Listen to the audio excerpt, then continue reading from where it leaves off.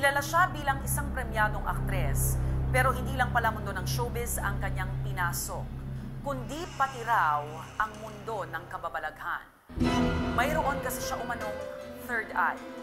Ngayong hapon, ikikwento na nag-iisang Elizabeth Oropesa ang kanyang mga nakapangingilabot na karanasan dito sa espesyal na pagtatanghal ng tunay na buhay ngayong buwan ng Oktubre. Ito ang True Celeb Ghost Stories.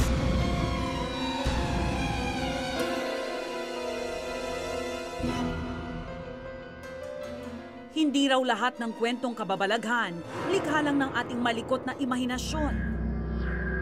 Katunayan, maski ang paborito nating mga artista, may mga nakakatakot din daw na karanasan.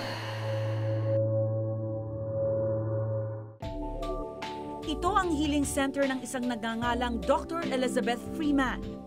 Maaaring sa pangalang ito, marami ang hindi nakakakilala sa kanya. Pero sa mundo ng showbiz, siya ang tinaguriang La Oro, ang premyadong aktres na si Elizabeth Oropesa. Hi, magandang araw. Nandiyan na si Dr. Abel. Doktora. Ay, wow! Magandang Ali. Kamusta po kayo? Ay, maganda din po kayo. Pasok po, tuloy. Kilalang-kilala kayo sa showbiz industry, but this is your new calling? This is your passion? This is what I wanted to do actually, ever since I was very young. Tubong ginubatan albay si Elizabeth Oropesa o Jacqueline Elizabeth Oropesa Freeman sa tunay na buhay. Kwento niya, noon pa man ay may nakikita na raw siyang mga nilalang na hindi naman nakikita ng iba. Kailan niyo ho nalaman na meron kayong kakaibang regalo? Napakabata ko pa noon, sinabihan ako ng lola ko na yung nakikita ko hindi nakikita ng iba. Kaya wag ako masyadong maingay sa mga kalaro. Kasi baka mawalan kami ng kapitbahay at mawalan ako ng kalaro. Bakit ano po ba yung nakikita niyo? Usually, mga bata rin na parang mga engkanto. Yung iba, parang katulad din natin. Kaya lang, mas madalas na mas mapuputi sila. That time, yung mga kalaro ko noon. Or nakakalipad, nakakaangat. Sa paggabay ng kanyang lola, natutunan daw ni Elizabeth na yakapin ang kakaiba niyang kakayahan. Bagay na minana umano niya sa kanyang lolo. Kasi yung lolo ko is somewhat is also gifted in a different way. Tapos, ako na yung sumunod. Hindi yung pinagbawal ng lola ko. Tinuruan lang niya ako magdasal. Ano ho yan? Sekreto ng pamilya? Hindi pinapaalam sa iba? Sekreto ng pamilya.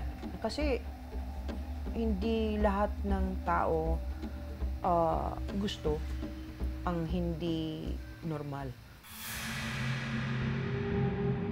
Kwento pa ni Elizabeth, mas malapit pa nga raw ang loob niya noon sa mga nilalang na hindi tao. Akala ng iba loner ako. Actually, hindi lang ako, konti lang ang kaibigan kong normal. Karamihan ng kaibigan ko kasi, puro mga engkanto. Palagi natin naririnig ang kwento-kwento tungkol sa mga taong isinasama umano ng mga engkanto sa kanilang kaharian. Pero para kay Elizabeth, personal daw niya itong naranasan. Meron ho ba kayong naging talagang karanasan na tipong niligawan kayo o kaya gusto kayo dalhin sa mundo nila? Sa akin, kalaro. Sinasama nila ako. Palagi ako pinagbibilinan ng lola ko na huwag sumama. Pero syempre, hindi ko sinusunod palagi 100%. Bata, you know. We would go up a tree and then disappear. According to them, they don't see me anymore. How would you describe the world where it's so beautiful, it's so clean, it's so... Maybe Earth was like that a long time ago. Sa kaharian daw ng mga engkanto, ang ilang oras na nakalipas, minuto lang daw ang katumbas dito sa mundo natin. Siyempre nalalaman ng lola ko na pag ginagawa ko yun, pagbabalik ako kasi antok, pagod na pagod ako, wala naman akong ginawa. At saka ang feeling ko, ang tagal-tagal ko doon, pero sandali lang naman. Let's say, 15-20 minutes. Pero parang feeling ko maghapon ako. Ganun. Pero ang simpleng pakikipagkaibigan daw ni Elizabeth sa mga nilalang na ito, nauwi sa walang tigil nilang panggagambala. Anong problema nila? Bakit sila ganun? Kadalasan, hindi ko sila kinakausap. Kasi once you start a conversation with them, they will never stop.